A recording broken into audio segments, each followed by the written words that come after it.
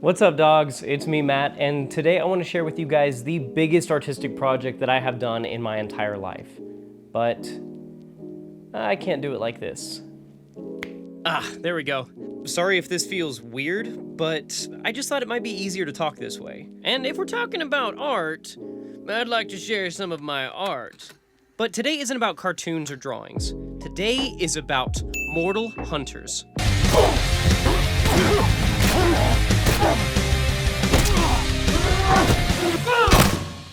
Mortal Hunters is a 10-episode web series I made with my group of friends because I wanted to tell a story and share it with whoever was kind enough to give us their time.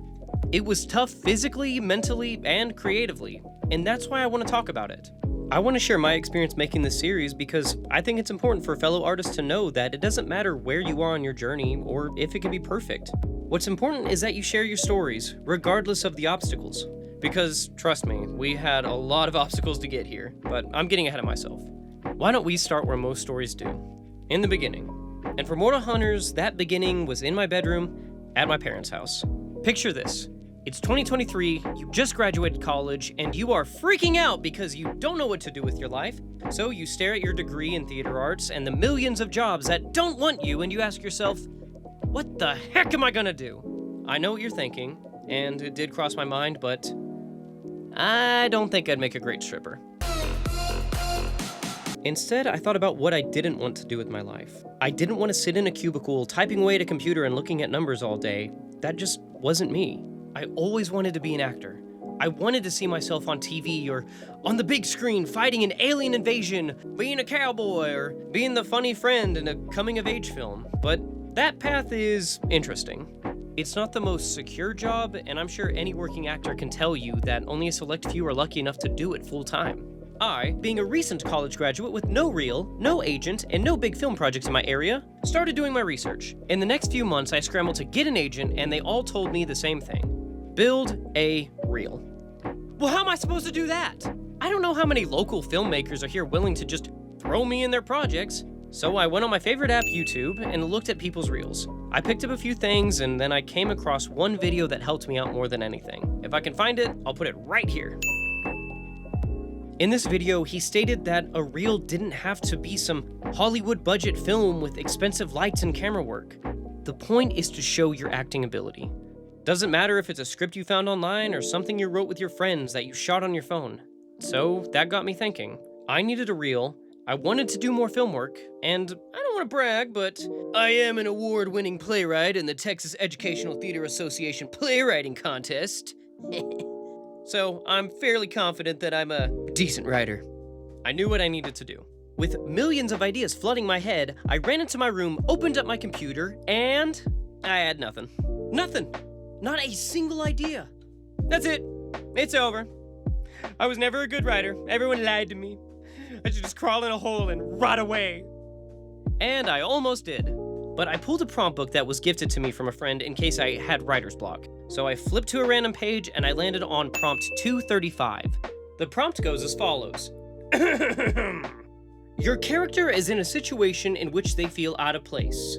Describe the scene. Continue the story. An interesting character rescues them. Okay, that got the gears turning. A character feeling out of place. Maybe at a party? Nah, see it all the time. Maybe in a new group of people. How about an artifact hunter? See, I had recently gone down a rabbit hole of the Egyptian pyramids and the questions that archaeologists still have today.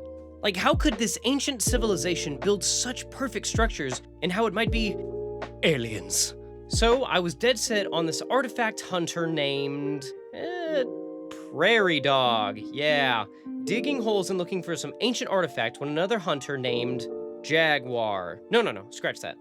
Jag comes in and ambushes him for the artifact. They fight, Jag wins, and Prairie Dog's partner, Canine, comes in and rescues him. It's genius. I wrote the script in about an hour and a half, I think. It was about 7 pages, which was cool, but 2 of them were for the character list and title. It was pretty bare bones, but it didn't matter. I was just doing this for the reel. I wanted to make these scripts as fast as possible and have the fastest turnaround. I sent the script to two of my friends, Kelton and Haley, because they also wanted to pursue acting as a career and figured they'd like to build their reel as well. They really liked the script, saw a lot of potential, but they asked me a very important question. How are we gonna film it? Short answer, I don't know. That's when Kelton threw out the idea that I send it to a filmmaker acquaintance of ours and ask him if he'd be willing to direct it. This guy is Andrew. Now, I had worked with Andrew before on 2 short films about 2-3 years prior, but I hadn't spoken to him since. Not because we didn't like each other, just because life didn't offer many opportunities. So I reached out, we caught up, and he was willing to read the script. To say I was nervous was kind of an understatement. What kept going on in my head was, oh my gosh, what if he hates it? What if he thinks it's dumb and throws it away? Or worse, what if he thinks it's so awesome he steals it and runs away with it? I was kind of spiraling, just because the acting world is a bit ruthless and not everyone is going to see your vision. He texted me back, but I was working at my part-time construction job, so I wasn't able to look at it. And as the seconds went on, I felt the anxiety creep in. I took a second to check all my notifications and saw that he was in. Woo! Let's go, baby! I was so dang happy and relieved to read that Andrew was in. And in a weird way, it kind of felt like I was finally on the right path to reach my acting goals. I was excited, and because I was so excited, I added 5 pages to the script. Nothing major, just stretching out some interactions to help the dialogue flow better or add some comedy for the script. After all, the worst thing a script can be is boring. Andrew and I met up for the first time in years to talk about the project, my inspiration, and questions he had about the lore. I'll be honest, I didn't have much at the time. I definitely had ideas, but nothing was concrete. I mean, after all, I just wrote the script like a week ago. I doubt every writer has every story beat planned out. We brainstormed, and through our several meetings, I got a better idea of the world and saw a lot of potential to make this into a series. And so I asked Andrew if he'd be down to do it. I'd write the episodes, and we'd use this first short film kind of like a trial run to boost interest. We'll just say it's our pilot. And Andrew, that crazy son of a gun, still said yes. We had our cast, we had our director, and we had our script. Now all I needed was... Title? Huh? The title? What are you talking about? What's the title?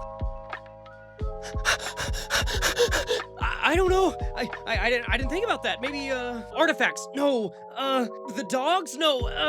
That's not important now. I'll figure it out before we start filming.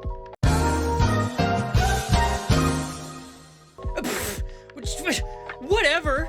It'll come to me eventually. Next on the to-do list was to find our location. So me and Andrew got together one day and we looked at several places that could be the place. All I needed was a tree and maybe not have a bunch of cars going crazy in the background. Super easy, right? Right? Of course, we couldn't find the right location. Not enough trees, there's too many cars around, or that stupid bird looked at me funny. Then my mom sent me a location and told me it might have everything we need. So we loaded up in my truck and checked it out. It was perfect. Interesting location, tons of trees, away from people for the most part. Now this was gonna be our shooting location. So after we had our location, we got together with the cast and crew and got costumes, props, and a shooting date. But still no title. Andrew gave me a few ideas, and I liked them, but they just didn't quite feel pizzazzy enough. That's okay. We still haven't even started filming. We'll figure it out. We were about a week out from shooting, and it was all coming together. But, like a cruel joke, when things seem to be going well, that's when tragedy strikes. That Tuesday morning, week of filming, I received a call from my mom. My brother had called her saying that our dad suffered a stroke. I drove up to the hospital, and it wasn't looking good. That day is hands down the worst day of my life. I was scared, I was sad, I was angry, not understanding why this was happening. And then I just had to sit there in a hospital waiting room, unable to do anything. I texted everyone to let them know what happened and that we weren't going to be filming that weekend.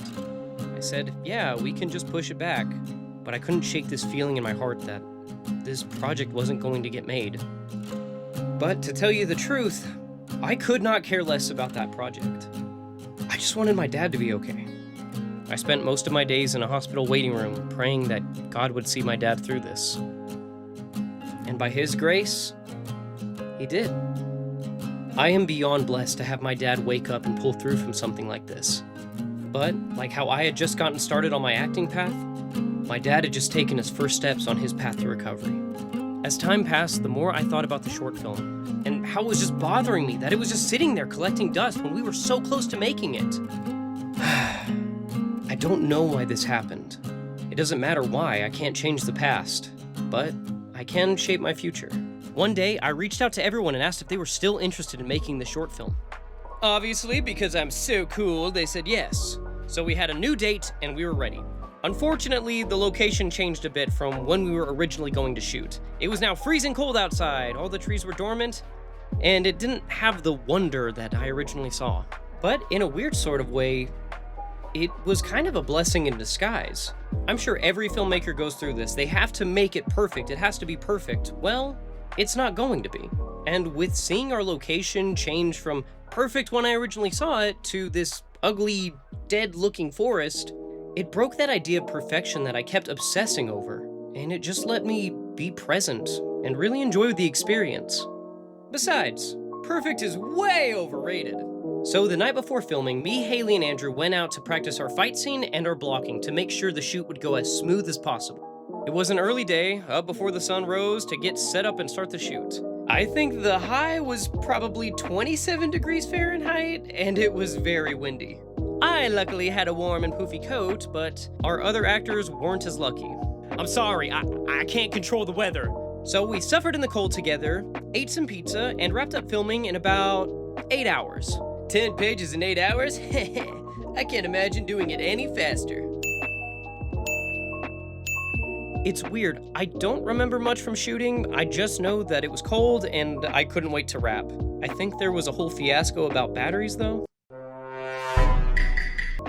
Whatever. We had a good time, lots of fun, and the cast and I were pumped to do another project. The last time we all acted in something together was college, so being 7-8 months removed, it was nice. Filming had wrapped, we had done our parts, and now all we had to do was send it out to be edited. And I still needed to think of a title. Weeks had gone by and still nothing. Nothing that stood out or made sense or wasn't completely cringe. I was obsessing over this name. It didn't matter where I was, what I was doing, or who I was with. All I could think about was how this series didn't have a name. One day I went to visit my dad in his rehab facility, and I told him about how hard it was to name this project. We both spitballed ideas, bantered back and forth on what it could be, each of our ideas worse than the last, until my dad uttered the words, Ancient Hunters. Now, I wasn't completely sold on that name, but that word, Hunters, I liked it. I liked it a lot. I slept on it and thought about it some more, wondering if I just wanted to go with Ancient Hunters, but it still didn't feel right. Because on one hand, yes, the artifacts are ancient, but on the other, we're not in ancient times. I'm scared the audience might get confused on what that means. It really made me think about the world these characters lived in. I mean, this is a dangerous job that these characters do, and I'm sure they've known hunters that have died doing it before. They have to come face to face with the harsh reality that we're all human. We could all die, and that we're all just mortal. Holy crap, that's it! A huge thank you guys for watching. Let me know in the comments below if you enjoyed this video, and comment batteries if you made it this far. I want to turn my experience making Mortal Hunters into a retrospective series that I can share with you guys, and maybe help the next filmmaker wanting to make a web series to not stumble over the same hurdles we did. Remember, this was just our pilot, so there are still 10 episodes to go, not including pre- and post-production. I'll link the pilot in the series below in case you want to check them out before the next video drops. I appreciate your time, dogs. It's been great, but it's about time I make a sandwich. Catch you later, dogs.